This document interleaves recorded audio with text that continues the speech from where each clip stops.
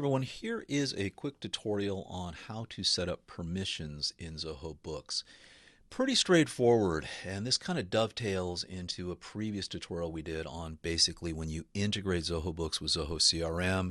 That way you can give access to your salespeople to send estimates and invoices directly, but you don't necessarily want them to see all of your banking information inside of Zoho Books.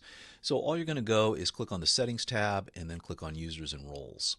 And once you're in Users and Roles, you're going to go ahead and click on Roles. Now, these are the basic ones that come with Zoho Books. Admin, staff, staff assigned customers only, and timesheets. But I think it's kind of important to get a little more granular when setting this up. So I'm going to create a new role, and we're going to call it Sales. And the nifty thing about sales is they really don't need to see a whole lot of things. So yes, you can let them see their customers and vendors. They already see those in the CRMs. Yes, you can let them see your products, but you don't want them to see any banking information at all. So kind of make it really, really simple there. And we want to turn off access on invoices all the way around. We're going to actually change this quite a bit. We're going to turn these all the way off. And what we're going to say is on invoices, they can view it, they can create it, they can edit it, but they can't delete it. And on estimates, they can do exactly the same thing.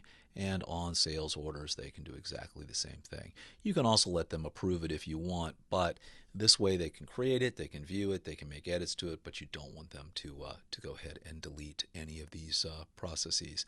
And then on your purchases, they may or may not need to see these. Most cases they don't. So you can just go ahead and turn all of these permissions off as well.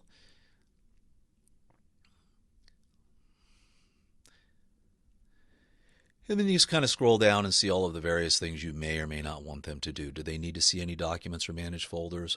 Probably not. Do they need to have any of these settings? Probably not. So now basically what you've set up here is just a person who now can go in and see just that base information. So you save it. And then when you go back to your users, you just need to go in and assign that role to the user. I've only got one user in here. But if you go into this user and you look at the user, you could, the role is admin. Can't really change that, but if you've got a salesperson, you would just change it to sales, and then they're going to be locked down like that.